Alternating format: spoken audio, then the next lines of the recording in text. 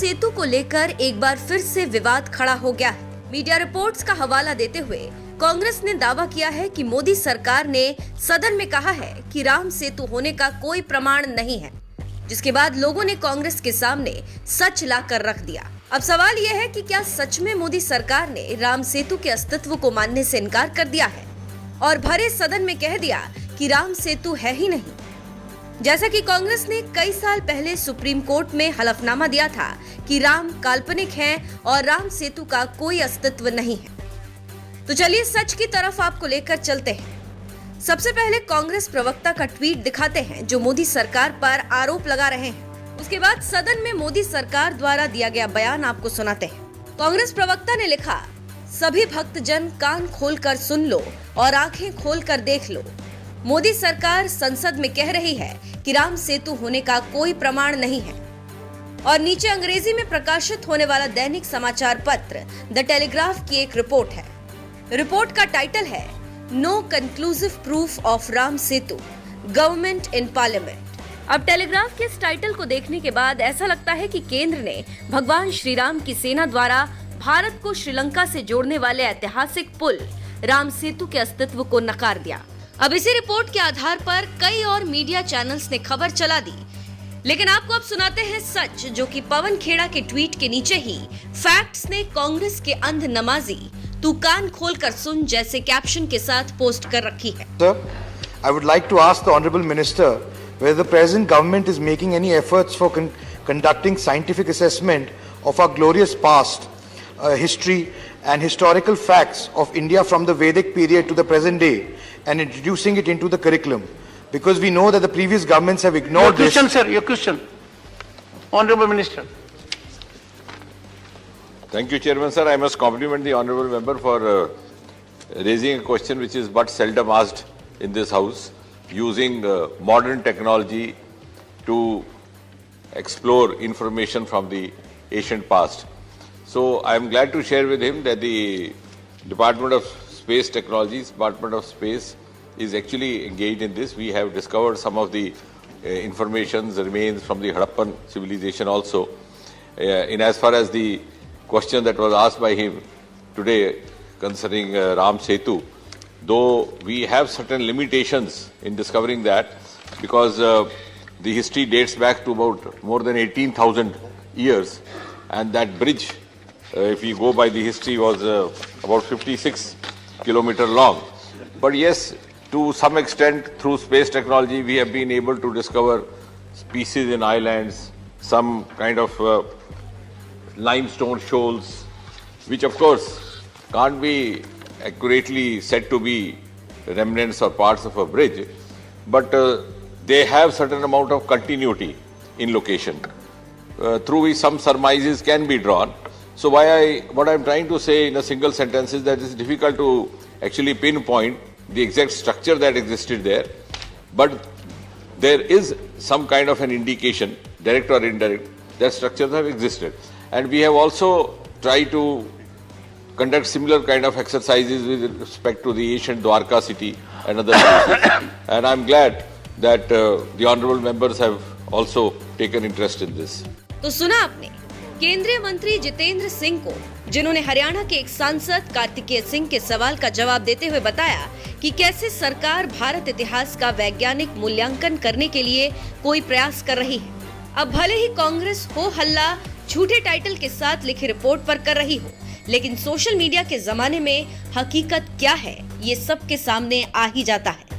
और इसीलिए वीडियो भी तेजी से वायरल हो रही है, जिसमें सांसद कार्तिकेय शर्मा द्वारा राम सेतु को लेकर पूछे सवाल का जवाब मोदी सरकार के मंत्री ने दिया।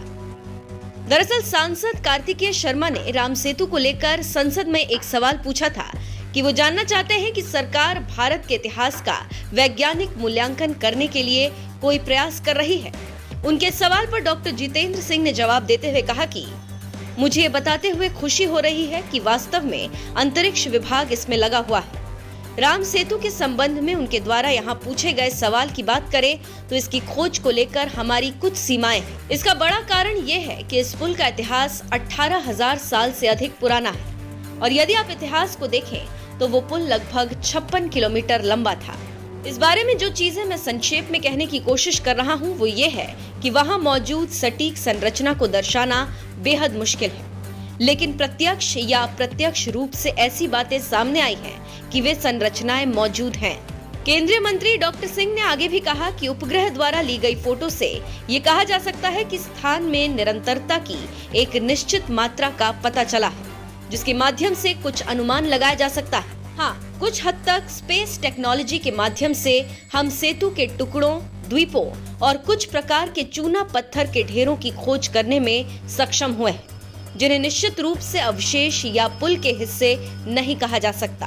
अब अगर ध्यान से डॉक्टर जितेंद्र सिंह का ये बयान सुना जाए तो ये साफ पता चलता है कि उन्होंने ये कहा है कि राम सेतु वहाँ पर मौजूद था, लेकिन ये 18,000 वर्ष से अधिक पुराना है। इसीलिए इस पुल के निर्णायक प्रमाण खोजने के लिए उपयोग किए गए साधन अब तक उपयुक्त परिणाम नहीं दे पाए। वहीं डॉक्टर जितेंद्र सिंह राम सेतु को खोजने में अपनी सीमाओं के बारे में बात कर रहे थे। हालांकि उन्होंने राम सेतु के अस्तित्व से इनकार नहीं किया।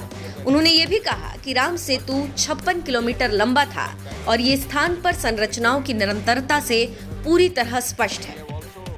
लेकिन अब कांग्रेस इस मुद्दे को छेड़कर खुद के पैर पर कुल्हाड़ी मार रही है और भाजपा के जाल में फंस गई है। एक तरफ राहुल गांधी मंदिर मंदिर घूमकर चंदन लगाकर जनेऊ दिखा खुद को हिंदू साबित करने में लगे हुए, और दूसरी तरफ कांग्रेस ने इस मुद्दे को उठाकर 2008 में उसके द्वारा दिए गए हलफनामे को फिर से जिंदा कर दिया। तो चलिए जान लेते हैं क्या कहा था कांग्रेस ने 2008 में। आपको बता दें कि हमारे पौराणिक ग्रंथों के मुताबिक राम सेतु को भगवान राम ने बनवाया था। जब लंका के राजा रावण ने माँ सीता का हरण कर लिया था तो भगवान राम ने वानर सेना की मदद से इस सेतु का निर्माण कराया था। इस सेतु के जरिए पूरी वानर सेना लंका पहुंची थी और राक्षसों का संहार करके प्रभु राम माता सीता को वापस अयोध्या लाए थे। लेकिन कांग्रेसी और वैज्ञानिक इन कहानियों पर विश्वास नहीं करते, वे इसे प्राकृतिक घटना मानते हैं। दरअसल 2005 में कांग्रेस की मनमोहन सरकार ने सेतु समुद्रम शिपिंग नहर परियोजना की शुरुआत की थी। इस परियोजना के तहत इस सेतु को तोड़कर एक मार्ग तैयार करना था, जिससे बंगाल की खाड़ी से आने वाले जहाजों को श्रीलंका का चक्कर न लगाना पड़े। लेकिन हिंदू संगठनों ने इसका विरोध किया और मामला सुप्रीम कोर्ट पे पहुंच गया और 2008 में यूपीए सरकार की ओर से सुप्रीम कोर्ट में एक हलफनामा दाखिल किया गया, जिसमें राम को काल्पनिक बताते हुए राम सेतु को मानने से इनकार कर दिया गया। हलफनामे में कहा गया कि वहां कोई पुल नहीं है, ये स्ट्रक्चर किसी इंसान ने नहीं बनाया, ये किसी सुपर पावर से बना होगा और फिर खुद ही नष्ट हो गया होगा। इसी वजह से सदियों तक इसके बारे में कोई बात नहीं हुई और ना कोई सबूत है।